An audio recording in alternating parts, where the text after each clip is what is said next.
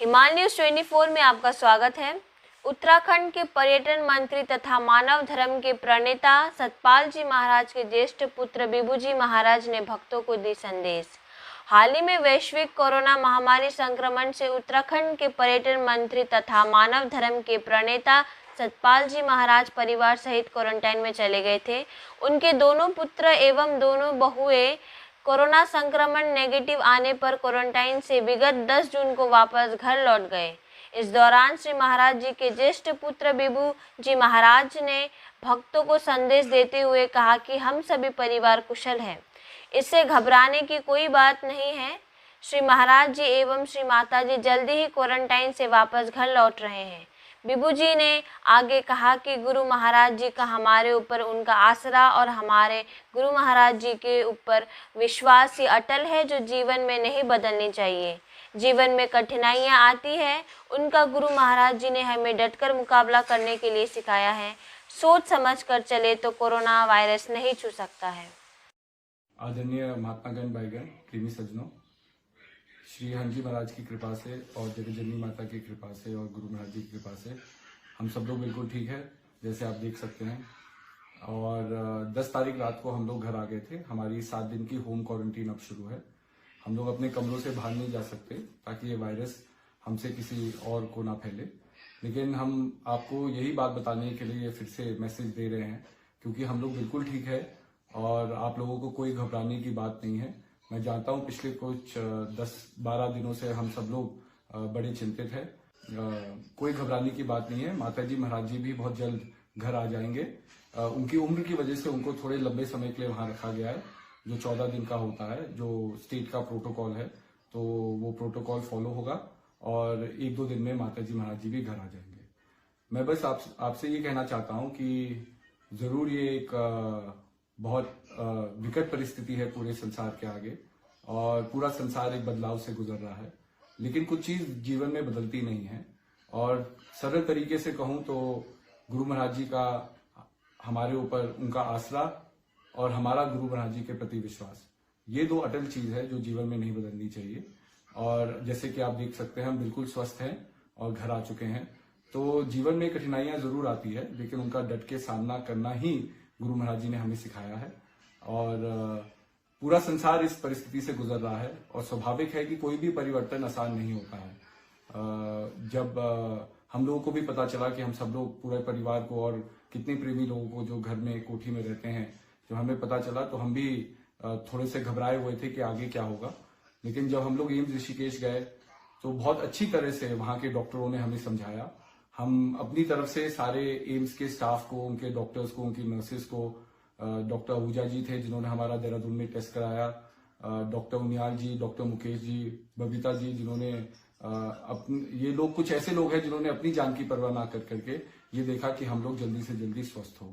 तो जब हम भी एम्स गए तो हमें भी नहीं पता था, लेकिन मैं आपको इस वायरस के बारे में कुछ चीज अवगत कराना चाहूंगा, क्योंकि हम लोग भी इस परिस्थिति से गुजरे हैं, इस वायरस से गुजरे हैं। सबसे पहले कोई घबराने की बात नहीं है, क्योंकि ये एक वायरस है और अब बहुत सी स्टडी इस वायरस के ऊपर हो चुकी है, बहुत सी रिसर्च इस वायरस के ऊपर हो चुकी है, और अब लोगों ने समझ लिया है कि इस वायरस के साथ हम इसे कैसे हरा सकते हैं और इसके ऊपर जीत हासिल कर सकते हैं। अगर आपको कोरोना नहीं है और आप स्वस्थ है और आप अपने घर से बाहर जा रहे हैं काम करने के लिए किसी भी वजह से, तो 3 चीजों का बड़ा ध्यान रखें। सबसे पहले कि आप मास्क पहने, दूसरा सोशल डिस्टेंसिंग। अगर आपका किसी ऐसे व्यक्ति जो कोरोना पॉजिटिव है उससे संपर्क ही नहीं हो रहा है तो ये बीमारी आपको नहीं लग सकती है। और तीसरा है कि जब भी आप घर वापस आते हैं तो हैंड सैनिटाइजेशन, मतलब हाथ को अच्छी तरह से धोइए, हो सके तो अपने कपड़े बदलिए, नहाइए, ताकि ये वायरस आपके घर के अंदर नहीं आ सके और आपके प्रियजनों को ना पहुंच सके। क्योंकि सबसे पहले अगर हम इस वायरस को लाते हैं तो सबसे पहले हमारा अपना परिवार ही के ऊपर ही ये वायरस जाएगा, उनको ट्रांसमिट होगा। दूसरी बात है कि अगर किसी भी वजह से आपको लगता है कि जी आपकी तबीयत खराब है, थोड़ा बुखार है, खांसी है, क्योंकि इस वायरस के अनेकों सिम्टम हैं, जो आप थोड़ा पढ़ेंगे इसके बारे में, रिसर्च करेंगे तो आपको पता चलेगा किन लोगों को बुखार आता है, किनको खांसी आती है, किनको सूंघ जो सेंस है स्मेल की वो चली जाती है, स्मेल ऑफ टेस्ट चले जाता है, और कुछ लोग ऐसे होते हैं जो एसिम्प्टोमेटिक होते हैं जिनको वायरस एकदम छूता भी नहीं है।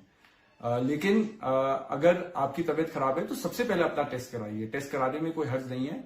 अब होम आइसोलेशन और होम क्वारंटीन की भी पॉलिसीज निकली हुई है, जिससे आप अपने घर में ही रह करके अपना इलाज करा सकते हैं।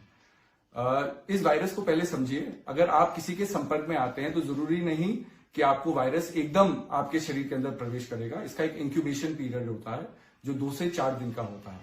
2 से 4 दिन ये वायरस आपके शरीर में रह सकता है। अगर आप टेस्ट कराएंगे तो ये नेगेटिव आएगा, क्योंकि ये आपके शरीर में पूर्ण रूप से प्रवेश नहीं किया है। और दूसरी बात ये होती है कि जब ये वायरस आपके शरीर में आता है तो सबसे पहले कोई ना कोई सिम्टम आपको आएंगे। जिस तरह से किसी को खांसी, बुखार, कोई बुखार 1-2 दिन का ही होता है और आदमी ये नहीं जान पाता कि कोरोना की वजह से है कि जनरली वो बीमार है। तो ये पीरियड जो होता है ये करीब 10 से 14 दिन का रहता है, जिसमें वायरस आपके शरीर में रहता है और आपसे किसी और को आसानी से सट जाता है। इसलिए क्वारंटीन पीरियड 14 से 17 दिन का रखा गया है इसमें, ताकि ये वायरस किसी और को ना लगे। दूसरा, अगर आप कोरोना पॉजिटिव होते हैं तो आपको कोई घबराने की बात नहीं है। जैसे हम लोग भी अस्पताल गए, बहुत अच्छी तरह से हमारा वहां ट्रीटमेंट हुआ, मैनेजमेंट हुआ। और अगर आप बहुत सोच समझ करके कुछ कदम उठाएंगे तो ये वायरस आपको छू नहीं सकता। सबसे पहली बात है कि वायरस में अपने सिम्टम्स को मॉनिटर करना बहुत जरूरी है। कुछ लोगों के सिम्टम्स निकलेंगे जो सिम्टोमेटिक पेशेंट्स होते हैं। इनमें अगर आपको बुखार है तो आप बुखार की गोली लीजिए। अगर आपको बदन दर्द है, बदन दर्द की गोली लीजिए। मतलब जो भी आपका सिम्टम है उसके अनुसार आप अपना ट्रीटमेंट कीजिए। कुछ लोग एसिम्टोमेटिक होते हैं, जिनको कोई सिम्टम ही नहीं आते और या बहुत दिनों बाद सिम्टम्स आएंगे, लेकिन वो भी कैरियर हैं और वो भी किसी को ये वायरस दे सकते हैं। इसलिए जैसे ही आपको पता चले, आपको शक हो कि आपको ये वायरस हो गया है, तो अपने आप को आइसोलेट कीजिए, टेस्ट कराइए और आगे जो डॉक्टर बताते हैं उसके अनुसार कार्य कीजिए। दूसरी एक और बहुत जरूरी बात है, ये हमें भी नहीं पता था। जो हम भी वहां गए तो बहुत से लोगों को एक असर इस वायरस का होता है, जिसमें उनका खून थिक होने लगता है, ब्लड बिगिंस टू थिक।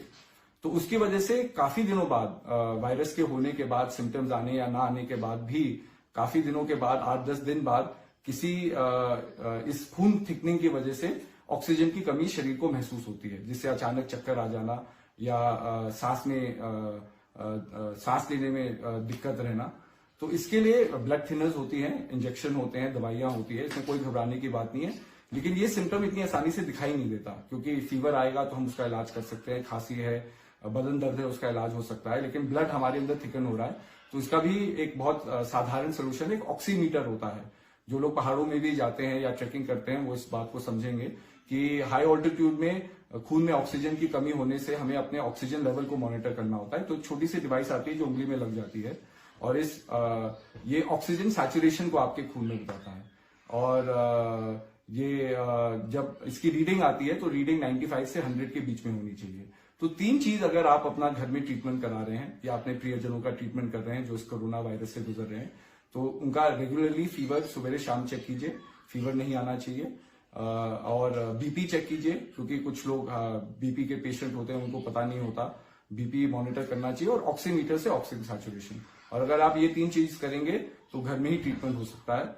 हम लोगों में से बहुत लोग एसिम्प्टोमेटिक थे, तो हमें केवल मल्टीविटामिन की टैबलेट दी गई, जो आम तौर से विटामिन सी टैबलेट्स कहीं भी फार्मेसी में मिलती है, और उसको आप खा सकते हैं दिन में 2 बार, सुबह शाम। बाकी बहुत सी ऐसी बातें हैं जो हमें भी नहीं पता थी, लेकिन इस परिस्थिति से गुजरने के बाद हमें पता चला। इसलिए हम अपना अनुभव आपको बताना चाहते हैं, ताकि आपके जीवन में से जो कोरोना का भय है ये निकले। क्योंकि डरने से कुछ नहीं होगा, हमें डरना नहीं है, निडर होकर के इसका सामना करना है। और बहुत से लोग श्रेयांश जी के बारे में चिंतित थे, तो वहां भी डॉक्टर लोगों ने आश्वस्त हमें कराया कि चिल्ड्रन का जो रिकवरी रेट है वो बहुत अच्छा है। और बस ये चीज देखने को होती है कि सिर्फ कोरोना ही एक वायरस नहीं है, और भी बहुत सी बीमारियां हैं जो बच्चों को लग सकती है। तो बच्चों का हमें स्पेशल ख्याल रखना है, उनको घर से बाहर ना जाने दे, बाहर से अगर कोई आ रहा है उनको आसानी से उनके साथ मिलने ना दे, क्योंकि वायरस बहुत आसानी से फैल रहा है। तो 4 साल से ऊपर बच्चे बहुत अच्छा रिकवरी रेट करते हैं। कुछ बच्चों को जन्म से कोई परेशानी होती है, कोई डिजीज होती है, कोई बॉर्न डायबिटिक होते हैं, तो स्वाभाविक है कि उनके लिए जो केयर है बहुत बढ़ जाती है। लेकिन पूरे इंडिया में ऐसे केसेस भी आए हैं, हमें प्रेमी लोगों ने बताया कि रत्नागिरी में एक 6 महीने की बेटी थी, इन्फेंट थी, जिनको कोरोना हुआ और अच्छे ट्रीटमेंट से वो रिकवर भी की। तो अपने बच्चों के लिए ना डरे। स्वाभाविक है, जो बुजुर्ग है जिनको पहले से कोई बीमारी है उनको ख्याल रखना है, लेकिन अगर आप स्वस्थ हैं तो आपको कोई घबराने की बात नहीं है। जिस तरह आज हमारे भी 14 दिन हो गए हैं और कुछ ही दिनों में हमारा भी क्वारंटीन खत्म होगा और हम लोग फिर से अपने घर से बाहर निकल सकेंगे और आप लोगों के बीच आ सकेंगे, आप लोगों को मिल सकेंगे। तो स्वाभाविक है कि नियमों का हमें पालन करना है। कुछ चीजें जो मैंने बताई बड़ी शेष है, social distancing, personal hygiene, personal sanitation और मास्क का पहनना। और सबसे बड़ी बात है कि घबराने की कोई जरूरत नहीं है। और हम लोग भी इस परिस्थिति से गुजरे हैं, तो स्वाभाविक है कि कुछ सुझाव हमें आते हैं। सबसे पहले जो देश में कोई भी नीति बने तो नीति डॉक्टरों की राय से बने। जो डॉक्टर दिन रात 2 महीने 3 महीने से इस वायरस से लड़ रहे हैं, इस महामारी से लड़ रहे हैं, उनको परफेक्ट नॉलेज है कि इसका ट्रीटमेंट क्या है, इसका डायग्नोस क्या है। दूसरा, अगर हम कोई नियम लगा रहे हैं तो ये वायरस, पूरा संसार इस वायरस से गुजर रहा है, पूरा भारत देश इस वायरस से गुजर रहा है। कोई एक राज्य ऐसा नहीं है भारत देश में जहां ये वायरस ना पहुंचा हो और लोगों को परेशानी इस वायरस से ना हुई हो। तो स्वाभाविक है कि एक नियम होना चाहिए जिसके आधार पर लोगों का चेकअप हो नियमित रूप से। क्योंकि जैसे आप देख रहे हैं कि कहीं जगह हमें अखबारों से और टेलीविजन से पता चल रहा है, मीडिया से पता चल रहा है कि अस्पतालों में बेड्स की कमी हो रही है। तो जो एसिम्प्टोमेटिक पेशेंट है वो अपने घर में ही रह करके इलाज कर सकते हैं। तो ये प्रोविजंस अगर एक नियम में आए तो मैं मानता हूं कि बहुत अच्छी तरह से हम आने वाले समय में, क्योंकि ये कोरोना वायरस आगे बढ़ेगा ही। आप देख रहे हैं कि बहुत कम दिनों में ही 2 लाख से 3 लाख संख्या हमारी हो गई है और आगे अगर इसी रेशियो में अगर 10 दिन में हर चीज डबल हो तो आप मान ही सकते हैं कि आने वाले 1-2 महीने में ये वायरस कितना फैल सकता है। तो स्वाभाविक है उसका बेटर मैनेजमेंट आज हमें करना है। ऐसा नहीं है कि प्रशासन और बहुत से लोग हैं, इसमें पुलिस कर्मचारी है, स्वास्थ्य सेवक हैं और सेविकाएं हैं, डॉक्टर लोग हैं, नर्स लोग हैं, हॉस्पिटल का स्टाफ है और कितने लोग हैं जो अपनी जीवन की परवाह ना कर करके और लोगों की सुरक्षा के लिए अपना कर्म कर रहे हैं। लेकिन स्वाभाविक है कि अगर हम कोई नई चीज सीखते हैं तो उसको भी नियम में लागू करना चाहिए ताकि जनता को सहूलियत हो। और मैं यही कहूंगा कि एक आर्थिक स्थिति से भी हमारा ये समाज गुजर रहा है और ये पूरे विश्व की एक परेशानी है और आगे हम नहीं जानते कि धीरे धीरे कैसे लोगों को वापस नौकरी मिलेगी, कैसे कुछ बिजनेसेस वापस शुरू होंगे। तो इस माध्यम से, क्योंकि हमें बहुत समय मिला सोचने का, एक कमरे में ही हम बंद थे एम्स में और क्वारंटीन में थे, तो हमारा ये मानना है कि अगर एक ऐसा नियम निकाला जाए जिसमें प्रशासन भी इस चीज के ऊपर गौर कर सकता है, शासन भी और जितने बैंक्स हैं, क्योंकि हर एक व्यक्ति का एक स्वाभिमान है और हर एक व्यक्ति नहीं चाहता कि उसे केवल पैसा एक ग्रांट के रूप में या डोनेशन के रूप में मिले, क्योंकि आपने पैसा दे दिया और पैसा खत्म हो जाएगा तो उसकी जरूरतें वैसे की वैसे ही रहेगी। लेकिन जो लोग कर्म कर रहे हैं, किसी ने बैंक का लोन ले रखा है, किसी ने निजी लोन ले रखा है और कोई भी व्यक्ति अगर कर्ज में डूबा हुआ है तो उसकी सबसे बड़ी चिंता यही है कि ये कर्ज कैसे चुकाया जाए। और कर्ज चुकाना कोई बड़ी बात नहीं है क्योंकि व्यक्ति स्वाभिमान से जीता है, अपना कर्ज चुकाएगा, लेकिन कर्ज के ऊपर बैंक इंटरेस्ट और फाइनेंशियल इंस्टीट्यूशन इंटरेस्ट भी चार्ज करती है। तो मैं ये रिक्वेस्ट करूंगा कि किसी प्रकार से अगर 6 महीने की आप इंटरेस्ट माफ कर दे, क्योंकि बैंक को 6 महीने का तो इंटरेस्ट मिलेगा ही, उनका केवल प्रॉफिट कम हो रहा है। ये नहीं कि बैंक बंद हो जाएंगे या वो लॉस में जाएंगे, लेकिन इससे बहुत राहत पर्सनल लेवल पे, बिजनेस लेवल पे सबको मिलेगी। और आने वाले 6 महीने में जैसे जैसे चीजें अब धीरे धीरे खुल रही है तो इकोनॉमी भी धीरे धीरे तेज पकड़ेगी और आदमी अपना प्रिंसिपल अमाउंट वापस लौटाएगा ही, क्योंकि वो तो क्लॉज है ही। लेकिन अगर इंटरेस्ट उसका माफ हो जाए 6 महीने का, क्योंकि कुछ सी इंडस्ट्रीज है जो बहुत लंबे समय के लिए हिट हुई है। हम एग्रीकल्चर खेती कर सकते हैं, हम दुकानें खोल सकते हैं, लेकिन बहुत से ऐसे सेक्टर है टूरिज्म का, ट्रैवल का, रिलीजियस प्लेसेस का, रिलीजियस पिलग्रिमेज का, जो हम नहीं जान सकते कि आगे वाले समय में कितने समय में ये व्यवस्थाएं खुलेंगी। तो ये बहुत जरूरी है कि हम लोगों को हिम्मत से काम लेना है, हम लोगों को एक साथ काम करना है। और गुरु महाराज जी का तो हमेशा संदेश रहा ही है कि एक राष्ट्र, एक आत्मा, एक ध्वज, सर्वे भवन्तु सुखिनः, सर्वे सन्तु निरामया, सर्वे भद्राणि पश्यन्तु मा कश्चित् दुःखभाग् भवेत्।